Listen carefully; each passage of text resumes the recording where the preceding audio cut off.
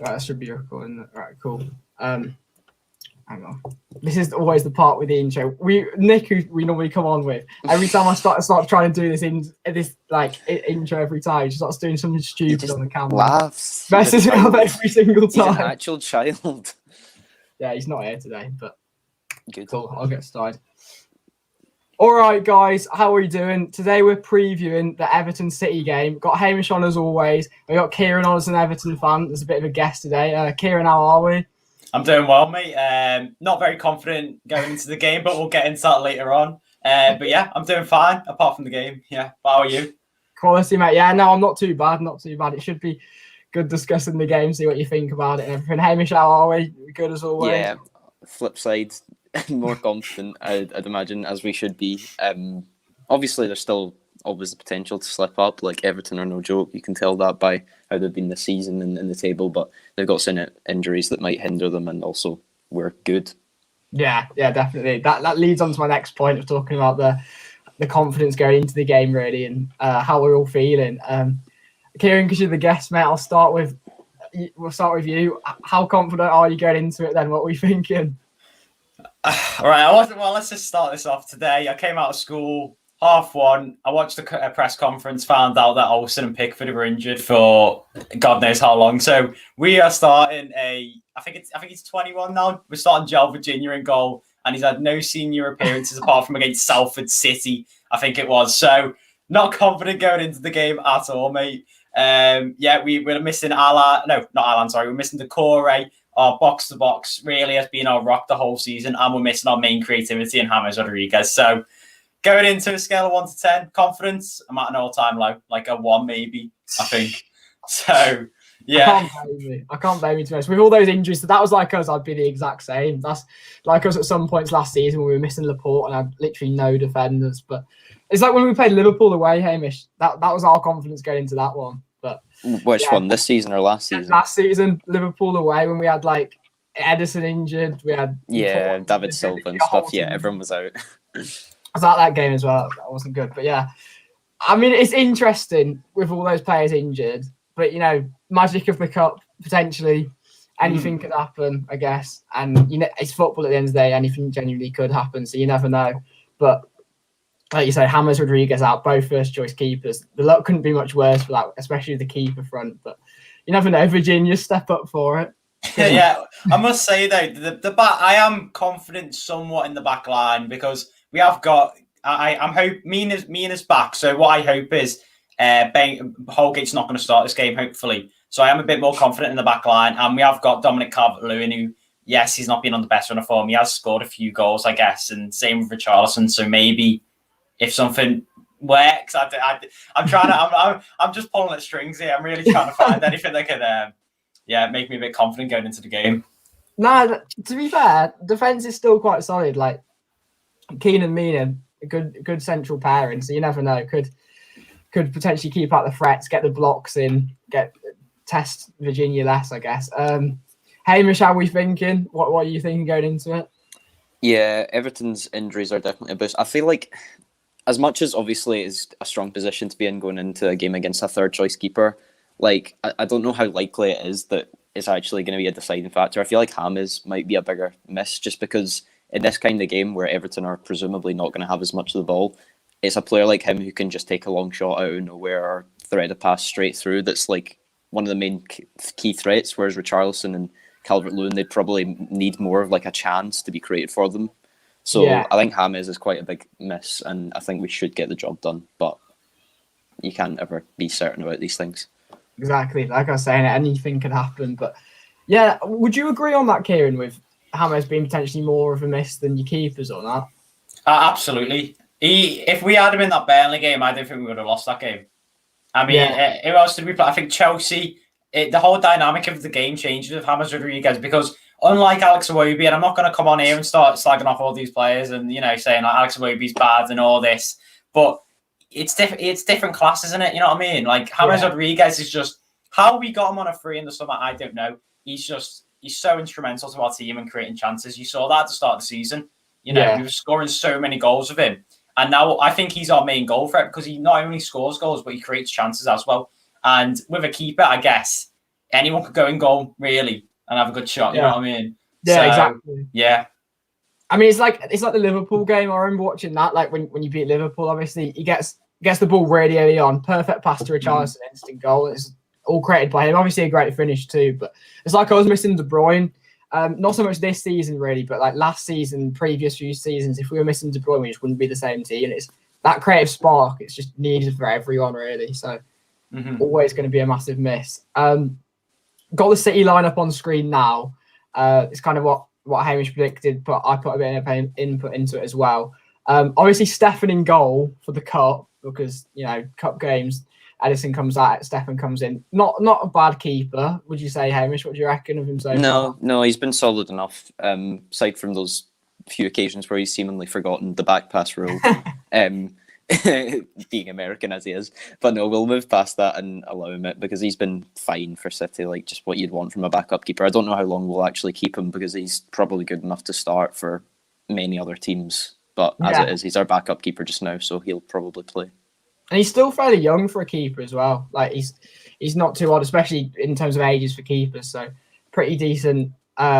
Stefan in goal. The back line, pretty similar to what we've seen a lot this season, but Stones out the side. What's the thinking behind that? What do you reckon? Just rest, rotation, that sort of thing. Just feel like Laporte will come in being a cup game. Don't have full confidence in it, but I tend to be much better predicting the back line than I am the midfield and the forwards. So don't be surprised if this is bang on. Yeah, Kieran, we say this every week. Our midfield, honestly, changes week in, week out. You have one of them go on the wing, Bernardo go out to the right, Foden come into the middle, Gundogan come in, Gundogan come out. It's so hard to predict our lineup sometimes. But when you get 11 out of 11 on City lineup, you know you're doing it right. But I don't know how that feels. It's been probably about a year since I did that. Yeah, I can't remember I think I had one this season at the start, but the start was a little bit easier. The midfield, though, pretty similar. Obviously, Gundogan dropping out. Obviously, he could still start, but rotation, I guess, and just rested him for the game. Rodri, De Bruyne, Bernardo, still really strong. Then the front three, Jesus coming back into side, you reckon? Yeah, I think so. Aguero, I'd love to see start, but I just think that Jesus hasn't played. Oh well, no, he didn't play midweek. So I reckon he'll just come back in on this occasion, give Mahrez a bit of a rest because Mahrez has played loads recently. Yeah, it makes sense. And then Foden continuing his starting great game in the week, played well against Southampton. Had a few good games recently. And then Sterling coming back into the side as well. Hasn't played for a couple of games, makes sense for him to come back in. So yeah, that's our City predicted lineup. Let us know what you think about that. Moving back on to like Everton and the Everton side of things. Kieran, what are we thinking? Like your key threats going into the game? Just key threats. Well, I think you've got to look on this left-hand side, really. So, left back, you've got Luca Digne, left wing, Richarlison. We might play Richarlison left wing, I'm not too sure. But if he doesn't play left wing, he plays left striker. And then up front, you've got Dominic Calvert-Lewin. I think those really is the key. And looking at that team right now, they'll be against, Walker, maybe Diaz. I mean, it'll be a big battle down our left-hand side anyway. I think that's where we're going to get most of the goals. If we are going to score, that is anyway. Definitely. Yeah, definitely. No, there are some good threats down there. And Luca Digne, I think, is a really good player. We've been linked to him a couple of times in the past. And as a left back, he is really good. And he knows what he's doing. And obviously, Calvert-Lewin has been a bit on and off sometimes scoring goals. But obviously, his work rate is insane when I've seen him. And he's always chasing the ball down. So definitely a big threat for the game. Sort of lineup prediction for Everton. Obviously, you can't really go through all of it. But do you think anyone's going to drop out or come in for the game? It depends how we start, really.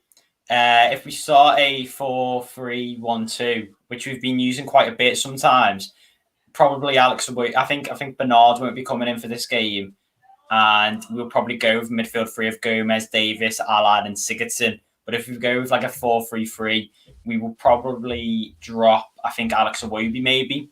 I think we'll drop Alex Iwobi. So it's a tough one, really, because I don't know what type of formation he's going to go with. But if anyone was to drop out this team, it'd be someone like an Andre Gomez, Alex Iwobi, Bernard, because those are always rotated around. Everyone else is pretty much the same. I think Allan's starting. I think Davis is going to start. I think Dominic Calvert-Lewin, Richarlison, Digne, and then obviously the back line. Maybe Holgate might drop out. It really rotates. Carlo Ancelotti really keeps it quiet. So it's all like your midfield situation, just with less quality. It's a bit hard to predict, really. But yeah, Gomez, Iwobi, Holgate, some of those players might drop out in this game.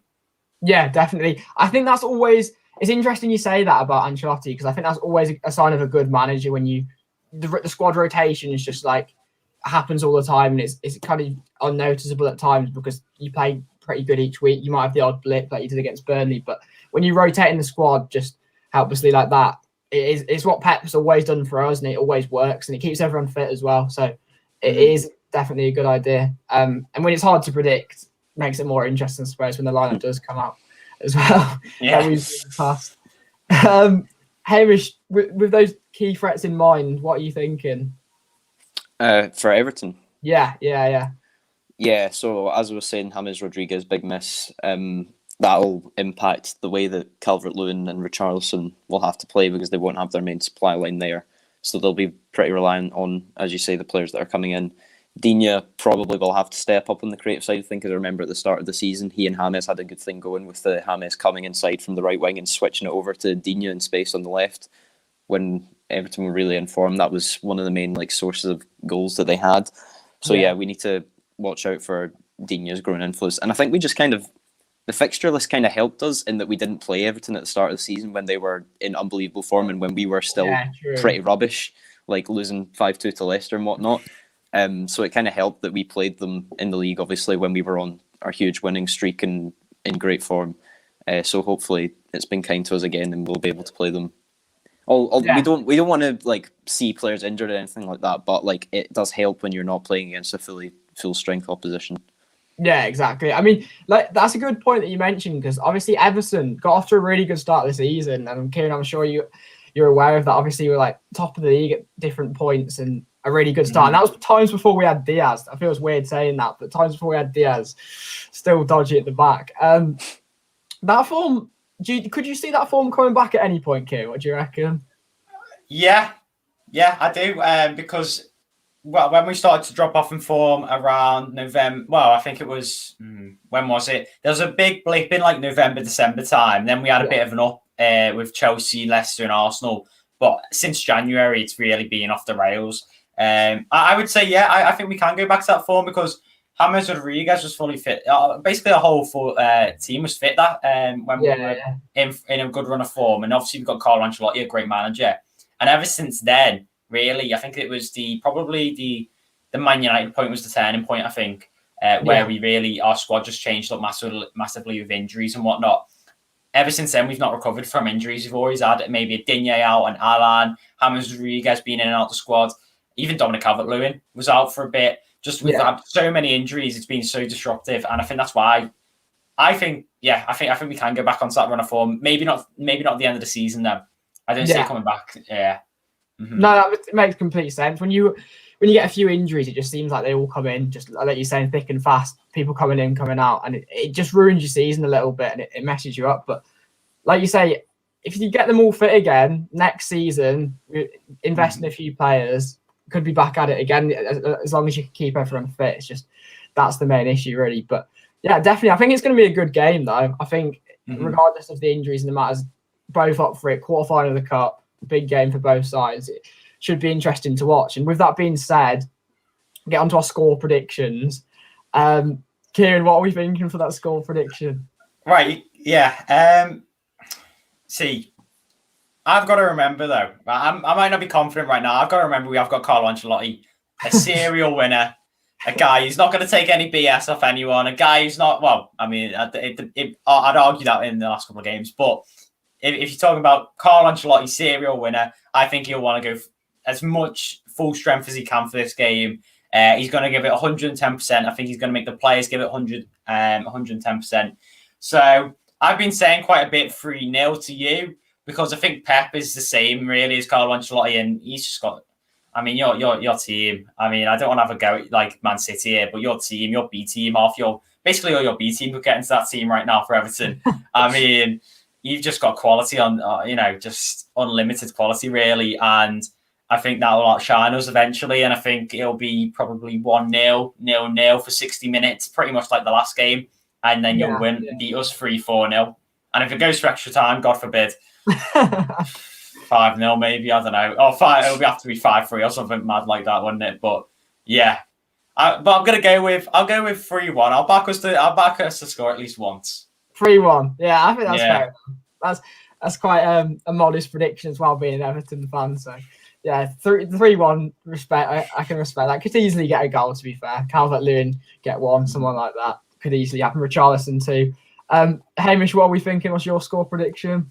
Well, I'm always the pessimist in these situations. I'm never like fully confident that City are going to batter someone, but I think we will have enough. But it's just like, as we saw in the last game with Richarlison scoring with his knee like from a yard out, like anything can happen at any given time. So I think Everton have the potential to score, but I think we'll still go through. So I'll go 2-1.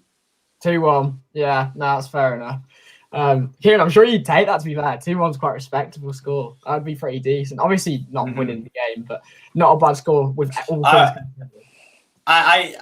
Well, I wouldn't take it right. I know what you're saying. Like, you take it, but as an Everton fan watching it, I never want us to lose, so I wouldn't take it in that way. Yeah, But I do see what you mean. Better than a 5-1. You know what I mean? I do get what you're saying. Exactly, there. with all your injuries considered as well. 2-1 would actually be, that'd be like, fair enough. Obviously, like I said, you're not winning the game, but it wouldn't be too bad. With my score prediction, I was thinking a 3-1 as well. I can see I was getting quite a good lead, like going ahead. You maybe getting one back to put us on the back foot, 1-1, and then, like you say, 60, 70-minute mark, just get another couple. And I could easily see that happening again, to be honest, especially in a game like this. So I'd say 3-1 as well. But yeah, that just about wraps up today's video. Kieran, cheers for coming on, mate. Appreciate it. We're doing a stream over on his channel as well, whenever this video might come out. So make sure to check that out. I'll put that on my Insta and stuff. And Hamish, cheers for coming on as well, as always. Cheers for watching. Let us know in the comments what you think going into it, how confident you all are. Always interested to find out. Cheers for watching. Like and subscribe if you're new. See you next time. Peace.